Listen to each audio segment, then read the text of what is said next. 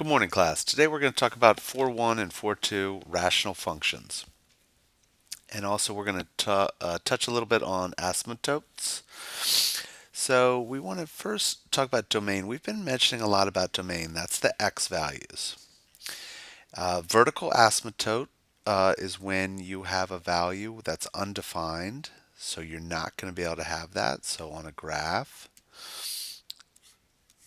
you would have a vertical asymptote like this, where you can't have values on that. And then the horizontal kind of goes with the domain and what we did on our last test, where x approaches, so what the long end behavior is going to be, what x is going to approach as it gets further and further out. We're going to talk about three different scenarios for the horizontal asymptotes. But first, let's just do the parent function of a hyperbola. Hopefully you remember this. Normally we'd probably start with 0, but when we plug in 0, we realize that that's not a value there. And so we just stumbled upon our first. That is our vertical asymptote.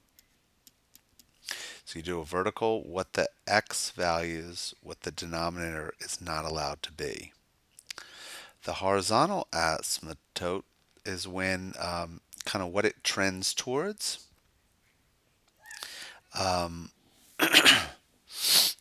So in this case, as x gets really big, this is going to get closer and closer and closer to 0. So in this case, the horizontal asymptote would be here. And this is the parent function of a hyperbola. And then because the 1 is positive, you're going to have the points here and also here. Okay? Then we go to one where that's a little bit harder. So this scenario, we had a greater degree in the denominator than the numerator. And in that case, we have y equals 0. When you have a greater degree in the denominator than the numerator, the horizontal is y equals 0. Okay, so then we go to this one. And again, we look at the denominator for the values and the domain. Domain for this one, we would write, this would be negative infinity to 0, 0 to positive infinity. Okay, so we realize that x cannot equal 1. That's going to help us in a couple different ways. First, the domain. We can write that as negative infinity to negative 1, union negative 1, positive infinity.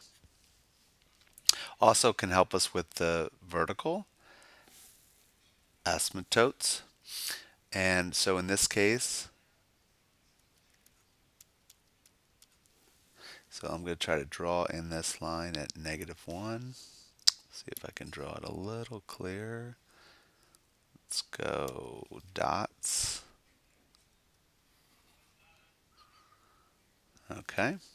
The horizontal, because the coefficients, because the degree is the same, you look at the leading coefficient of each, so that would be 2 divided by 1.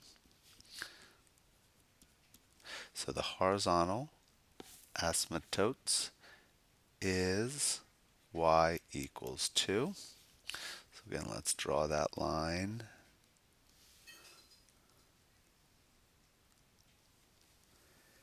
Then you want to kind of plug in values to see where the other points are going to be.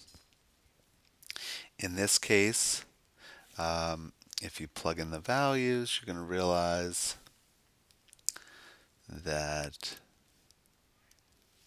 it's going to be here. And we could also maybe do the intercepts. That might be helpful. If we plug 0 in for x, we would get 1. 0 in for x, we would get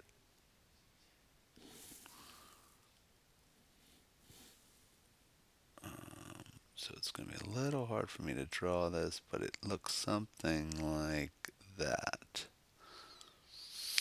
And then if this is on this side, it flips unless there's some sort of squared term. And so then it would be something like this.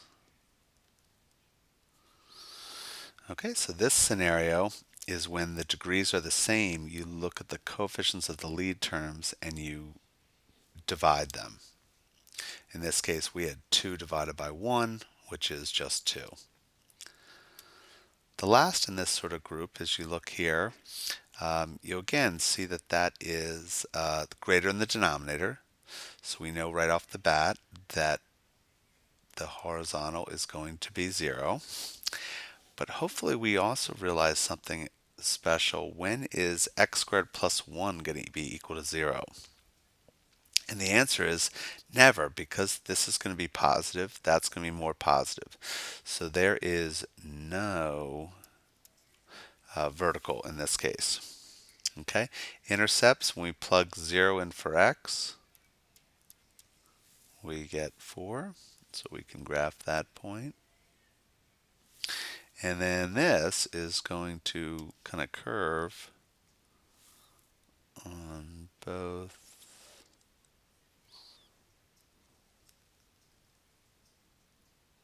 sides like that. Okay. So again, this would be the scenario where there was a greater degree in the denominator and y equals 0.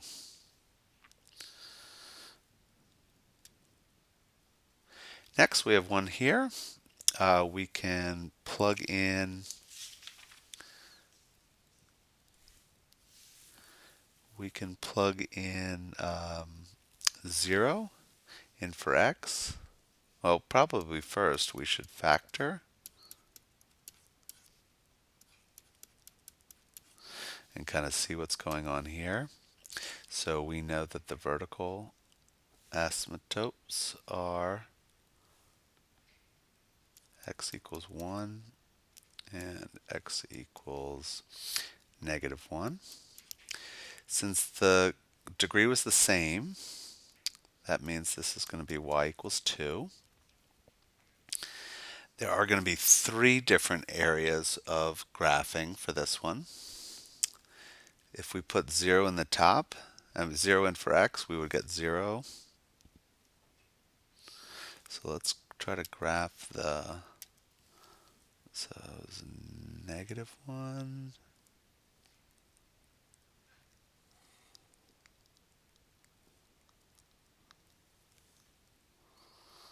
And +2.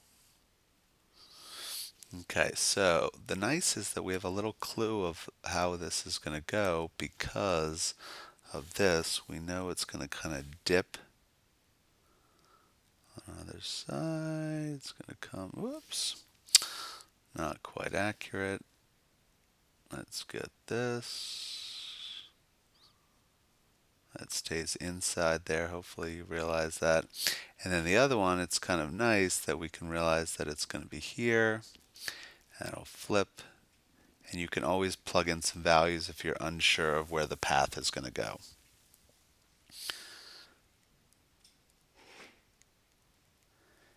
And one more example that I might try to show you is when there is a slant asymptote. So let's try an example like this. First thing you want to do is when you recognize that there's a greater in the numerator. Okay, so there's no horizontal asymptote, but there is going to be a slant one. So what we have to do is build on last chapter's work, and we need to do polynomial long division. Hopefully this is easy for you now.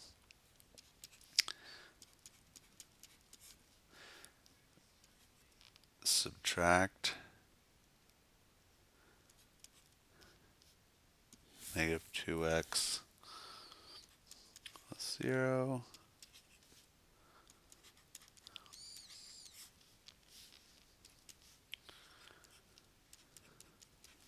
This means that our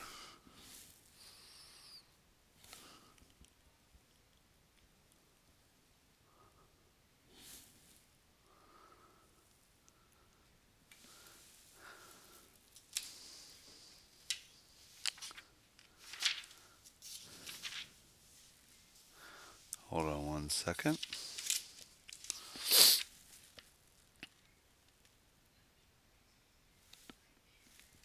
Yeah, there we go. So our slant is going to be, so when we graph this,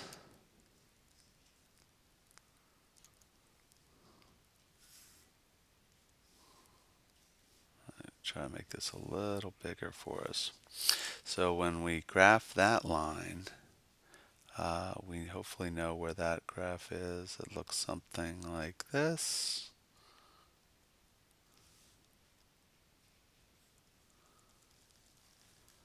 Okay, something like that.